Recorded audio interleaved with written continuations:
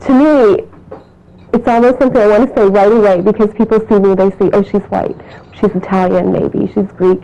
So I almost say immediately, I'm Indian and I'm Scottish, I'm mixed race. Like, I want to get that out so I don't have to hear the racist comment. I don't have to hear the packy jokes. I don't have to hear it.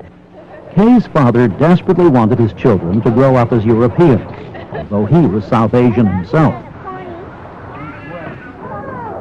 My brother married a black woman, and I remember thinking, oh my God, how could he go against Dad like that?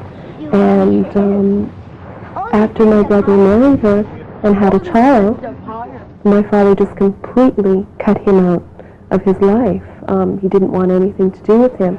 Even after adopting a third culture, Kay's brother did not resolve his identity issues. He said, no, I felt like I had no culture and no identity. So I had one. If I hung around with black women, I had black children, at least I felt something. And I mean, this is something that we've really only started to talk about. But it caused a serious rift between my father and my brother.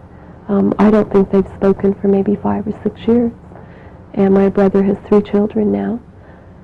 And the irony is, of course, my kids, who look very white, my father was quite taken with them. And it's really very sad, because we don't have that contact, we don't have that family anymore. And my mother's family, they really don't want anything to do with us. One of the significant issues the children of mixed marriages have to deal with is the issue of identity. One can see their experience on a wide spectrum. On one extreme are those children of mixed couples who look like mainstream children. They mingle with those children and do not experience any difference. They might even be unaware of the dynamics of mixed heritage. In the middle are those children who experience a lot of difficulties. They experience a lot of prejudices, a lot of discrimination, a lot of rejection, and those experiences cause a lot of hurt, a lot of pain, a lot of frustration, even a lot of bitterness in their personalities. On the other extreme are those children who deal with those issues, with their difficulties, with their dilemmas, and come to a stage where they can finally accept their mixed heritage. Not only they can accept, but they can be even proud of their mixed heritage and realize that their ethnic heritage has enriched their life in many ways.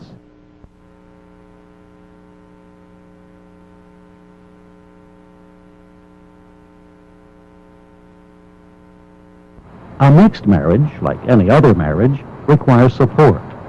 Solutions for couples in a mixed marriage include finding their own way of coping and getting support from individuals, families, and communities when they face issues of race, religion, and language.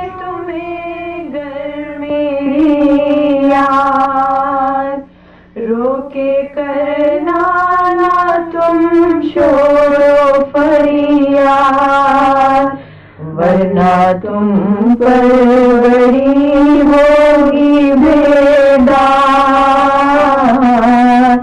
मार खाना लड़ो ना सकीना जितना करना मुझे याद करके माँ की गोदी में सोना Sakina. Zahira was boycotted by her Shia Muslim religious community, despite her Hindu husband's support. At that critical moment, only the Reza family stood behind her.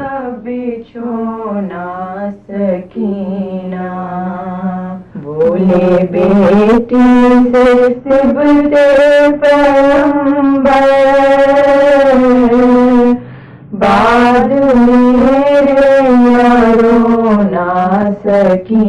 Reason community boycotted her. It's not only the religion. There are some other reasons too, which I don't want to discuss. But with me, I don't go with other people what they think or what they don't think.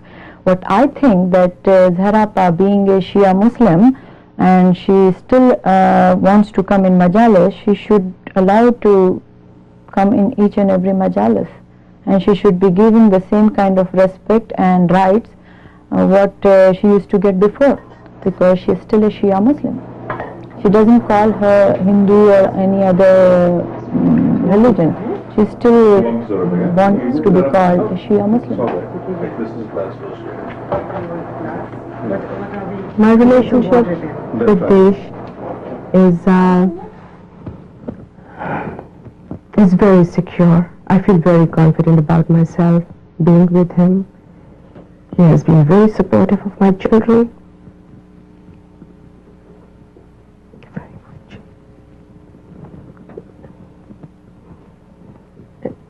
Excuse me. And that means a lot to me.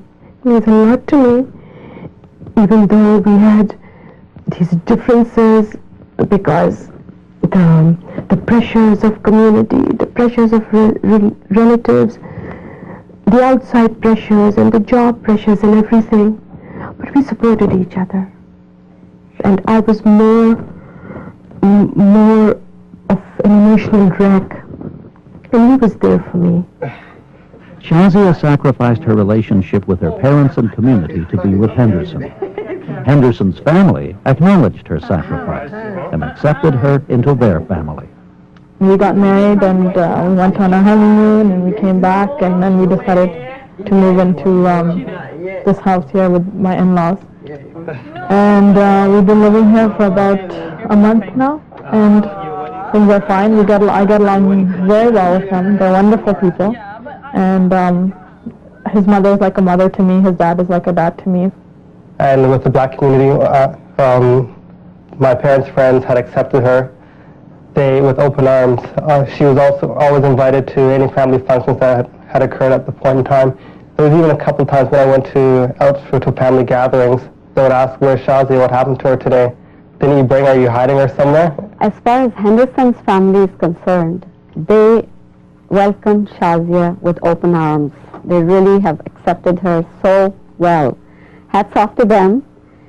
But I felt that I can't just simply go and attend her wedding and give her my blessings and think that I have played my role.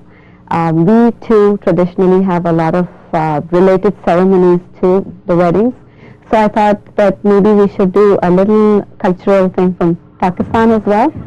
So I decided to hold henna ceremony. And I tell you something interesting, that there are a lot of preparations go towards getting the bride ready for her wedding. This is 1995, but I tell you that most of our brides, when they get married, are virgins. And they are pampered 2, 3, 4 weeks before for this big day, the wedding night. They, a lot of grooming is done, the skin care and the hair care, etc. And on that wedding, just before wedding, 2, 3 days before wedding, they have this henna ceremony where they decorate the bride. She's not supposed to be dressed up that day. She's not supposed to wake up. She wears very plain clothes.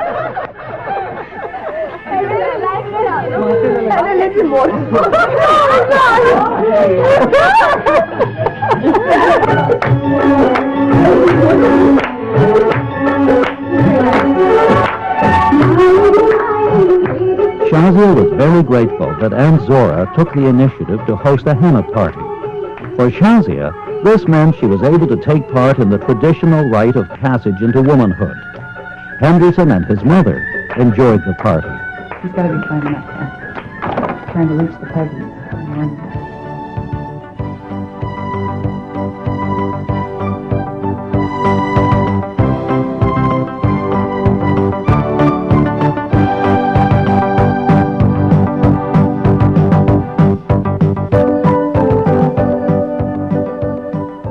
I remember the first year that we were together, it was quite novel to him, so he was enjoying just observing me in an environment that I was quite comfortable with.